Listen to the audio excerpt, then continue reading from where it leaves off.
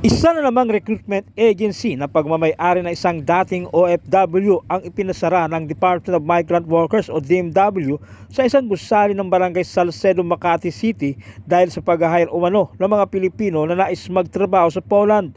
Ang naturang opisina ay nag-aalok umano ng mga trabaho sa mga aplikante bilang mga factory worker kapalit ng all-in payment na hindi bababa sa 165,000 pesos para sa pagproseso ng mga dokumento sa pagtatrabaho ng manggagawa, work permit at referral sa foreign partner agencies nito.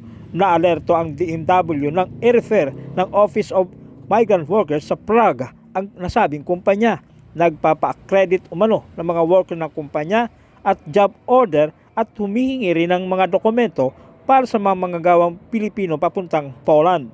Aminado naman ang mismong may-ari ng Belmont Philippines na hindi pa rin sila lisensyado mula sa DMW. Nagsimula silang mag-operate simula pa noong June 2023. Pinaliwanag din ng may-ari ng opisina na wala siyang ibang hangarin kundi ang makatulong sa mga Pilipino na nais na magtrabaho sa abroad.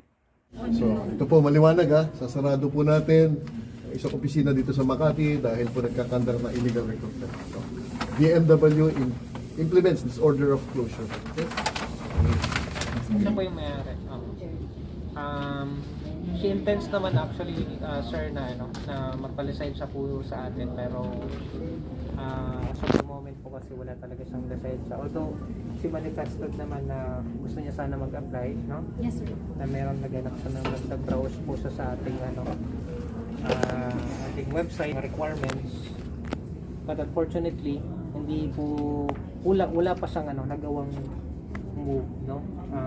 Kaya nga pinapaliwanag ko po sa kanya na as of the moment hindi siya pwede talaga mag-operate without license, even though meron siyang pinakita niya sa atin sa JIS niya na purpose ng pag-establish niya ng agency niya is really to engage in recruitment and placement.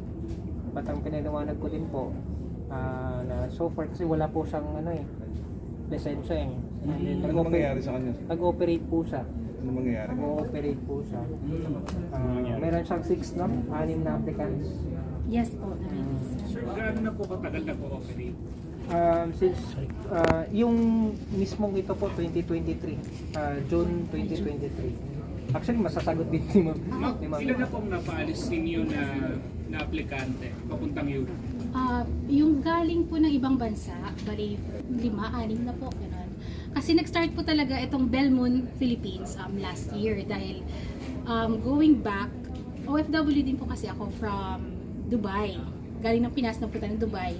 Tapos mga 2 years na ko po ng Dubai na merong opportunity sa Poland as factory worker. Kaya sabi ko, why not? Di ba kasi parang pangarap lang din naman natin na maka-Europe, di ba? So sabi ko, mag-a-apply ako. So nag-work ako sa Poland as factory worker for 3 months. Tapos nag-vlog ako. Kung check niyo po yung YouTube po, Joy Salve Munich. Andun po lahat ng yung process kasi sabi ko, ayoko maranasan ng iba na ang dami kong tanong pero walang sumasagot. So kaya pa ako nag-ano sa YouTube. And then dumating po yung point na kasi gusto ko na naman makashare kasi oh my gosh, ano pala siya. Pangarap ko lang yung Europe pero andito na ako ngayon. So talagang nag-vlog po ako doon. And then later on, sumali po ako sa isang company. Actually, kinuha nila po ako sa office.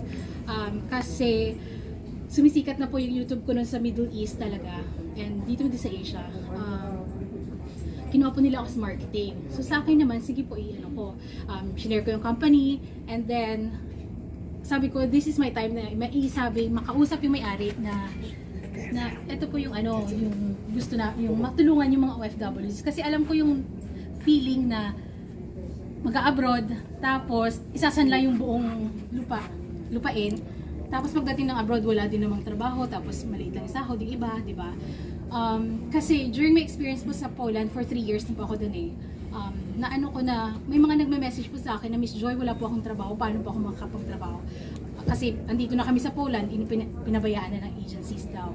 So for me, gusto ko makatulong, pero how, di ba? Parang, kasi employee lang din po ako noon. So that time, sabi ko, why not? We'll have our own company, and yung mga nanonood din po kasi ng vlogs ko, sila din mismo nagsabi na Miss Joy, we trust you more than the other companies. So sabi ko, sige, I will try, pero hindi ko, as in from scratch talaga. So sabi ko, itatry natin. Wala akong 5 million. Kahit gusto ko mag-recruit from Philippines, wala akong 5 million. So, nag-start po ako sa Poland. Belmont, Poland po yon, with my husband as co-founder. And ano po namin is talaga makapunta po ng Poland yung mga kababayan natin, and yung ibang lahi, sa pinakamurang halaga. Kasi po, most agencies, di ba nag-i-scam sila, yung iba naman ang taas po ng singil. So, yung ano ko doon is makapunta sila na yung win-win lang, hindi naman kami lugi kasi di ba parang kailangan kumita din kahit papano. So marami, andun na po nakarating na po yung iba, 6 sila. And then, eto na po yung sa Philippines kasi gusto din nilang lumabas ng bansa. Pero sabi ko, hindi ko pa alam paano natin gagawin to kasi wala naman akong recruitment agency pa. But I have the intention na matulungan sila. Actually po, yung kulang kasi namin yung lawyer po. Although aware po ako and I feel like I know someday soon talaga lalabas kayo, darating kayo or sabi ko baka si Tulfo pa. Pero I'm just ready kasi hindi ko din maano pa hindi ko din hawak yung time ba. But I said na kung halimbawa mag-ano naman kami, recruitment agency na tayo, then lahat na nag-apply sa amin libre, parang gano'n, parang ibabalik yung pera, gano'n. But for now, we cannot assist kasi kung libre lahat na sana mag-apply, di ba po, sir? Kaya, yun po yung ano ko. Ngayon, I asked a few banks for the loan sa 5 million kasi wala, syempre, ano din, they granted pero waiting pa sila na mag 1 year yung company. So, kaka-register lang kasi ng company ng February. So, ayun po inaantay ko yung 5M, yung loan natin para maumpisahan na po yung process ng license. Kasi may magpa-process na din po Yun lang talaga inantay ko, yung pera lang talaga, yung capitalization. But the rest po, sabi ko, i-ano lang muna natin and then later on, pag may extra naman ako from my pocket mismo, ibabalik ko po yung pera ng mga nag-apply. Lalo na from Philippines. Kasi I know talaga na siya. Sir, what will happen doon sa mga applicants na biktima or hindi nakaalis? Bali, tutulungan po natin sila. Papupuntay po natin sila sa opisina, tutulungan po natin sila na makapag-reklamo, no? Natutulungan po natin sila na makapag-file ng kaukulang demanda po, no? Yung kung nararapat, no? For filing po ng kaso po ni Miss Joy. Actually, may iba din po kaming nirefund na.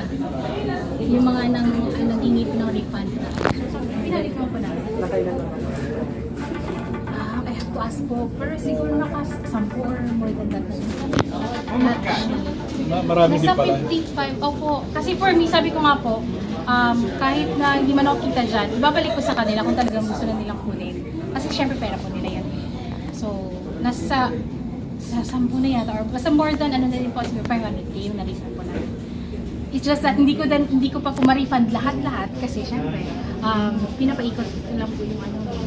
Ayon kay Yusek Bernard Olalia, hindi lamang na may deployment sa Poland, kundi lahat ng destinasyon na lalabas ng Pilipinas ang kanilang binabantayan.